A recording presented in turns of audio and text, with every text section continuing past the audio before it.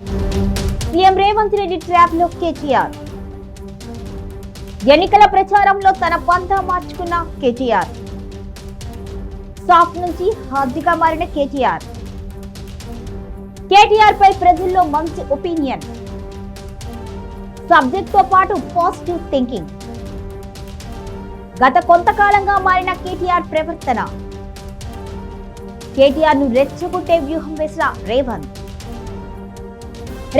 వలకు చిక్కుకున్న కేటీఆర్. తన భాషను మార్చుకున్న కేటీఆర్.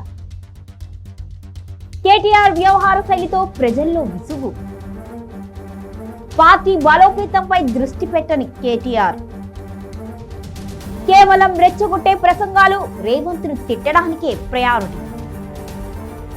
ఇప్పటి వరకు కేసీఆర్ డైరెక్షన్ లోనే కేటీఆర్.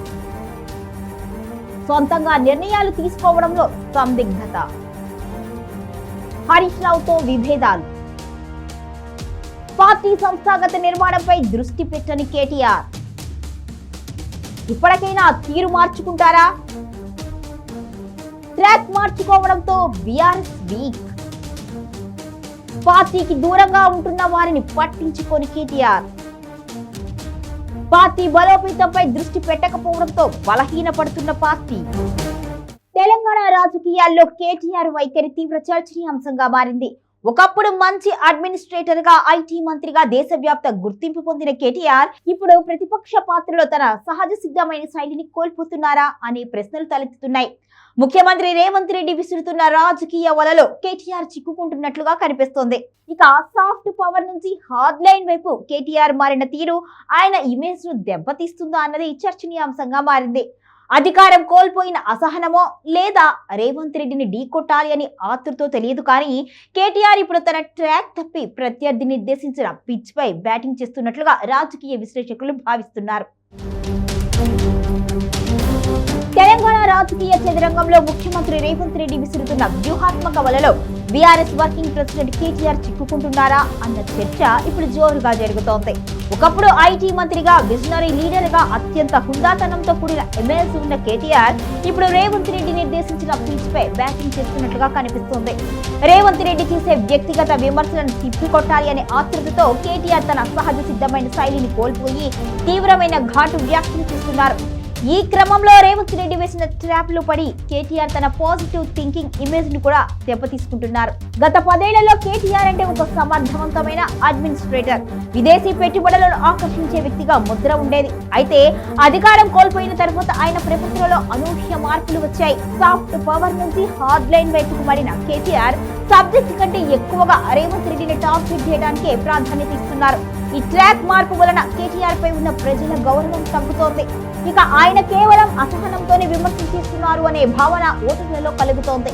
తన పాత ఇమేజ్ ను కాపాడుకోకుండా రేవంత్ ట్రాప్ లో పడి అగ్రెసివ్ పంతాన్ని ఎంచుకోవడం కేటీఆర్ కు మైనస్ గా మారుతుంది. రాజకీయాల్లో విమర్శలు ఎంత పదునుగా ఉన్నా అందులో ఒక హుందాతనం ఉండాలి అని ప్రజలు ఆశిస్తారు. కేటీఆర్ ఈ మధ్య రేవంత్ రెడ్డిపై చేస్తున్న వ్యక్తిగత విమర్శలు, వాడుతున్న భాషపై కూడా ప్రజల్లో అసహనం వ్యక్తమవుతుంది. ఒకప్పుడు అంతర్జాతీయ వేదికలపై ప్రసంగించిన కేటీఆర్ ఇప్పుడు వీధి రాజకీయాల్లో రేవంత్ రెడ్డితో పోటీ పడడం ఆయన స్థాయికి తగదు అని కొందరు పార్టీ శ్రేణులు గుసగుసలాడుకుంటున్నారు. కేవలం రేవంత్ రెడ్డిని తిట్టడానికే తన సమయాన్ని కేటాయించడం వలన ప్రజా సమస్యలపై గళం విప్పడంలో కేటీఆర్ వెనకబడుతున్నారు అనే విమర్శలు వెలువెత్తుతున్నాయి. ఇది దీర్ఘకాలంలో బీఆర్ఎస్ కు తీరని నష్టం చేకూర్చే అవకాశం ఉంది. ఇక కేటీఆర్ కేవలం ప్రసంగాలకి పరిమితం అవుతూ పార్టీని క్షేత్రస్థాయిలో బలోపేతం చేయడంలో విఫలమవుతున్నారా అన్న సందేహం కూడా కలుగుతోంది. పార్టీ నుంచి నాయకులు వరుసగా వీడుతున్నా ద్వితీయ శ్రేణి కేడర్ నిరాశలో ఉన్నా కూడా కేటీఆర్ కేవలం సోషల్ మీడియా సమావేశాలకే పరిమితం అవుతున్నారు.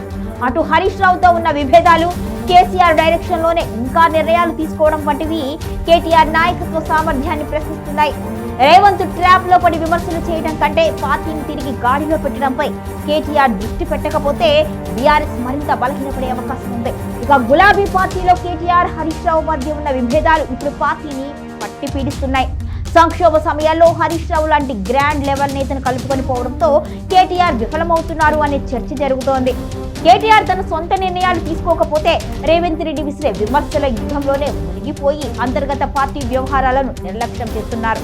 ఇక పార్టీ సంస్థాగత నిర్ణయంపై దృష్టి పెట్టకుండా కేవలం రేవంత్ ట్రాప్ లో చిక్కుకొని ప్రతిరోజు విమర్శలు చేయడం వలన కేడర్ ఎటు వెళ్లాలో తెలియక అయోమయంలో ఉంటుంది. ఇది పార్టీని చీలిక దిశగా తీసుకువెడుతుందా అన్న భయాలు కూడా కలుగుతున్నాయి. తన రాజకీయ ప్రస్థానాన్ని తిరిగి విజయపథంలో నడిపించాలి అంటే రేవంత్ రెడ్డి విసిరిన వ్యక్తిగత ట్రాప్ నుంచి బయటపడాల్సిన అవసరం ఎంతైనా ఉంది. ఇక ప్రజల కోసం పోరాడే నాయకుడిగా, అడ్మినిస్ట్రేటివ్ నైపుణ్యం ఉన్న నేతగా తన పాత ఇమేజ్ ను మళ్లీ ప్రజల ముందుకు తీసుకురావాలి. రేవంత్ రెడ్డి వేసిన వ్యూహాలకు చిక్కి ఆవేశపడడం కంటే ప్రభుత్వం చేస్తున్న తప్పులను సబ్జెక్ట్ తో సహా ఎండగట్టడంపై దృష్టి పెట్టాలి. పార్టీకి దూరంగా ఉన్న నాయకులను కలుపుకుంటూ ప్రజల్లో భరోసా నింపితే కేటీఆర్ మళ్లీ బలమైన నాయకుడిగా ఎదగగలరు. లేదంటే ఈ పొలిటికల్ వార్ లో రేవంత్ రెడ్డిదే పైచేయి అయ్యే అవకాశం ఎక్కువగా కనిపిస్తుంది.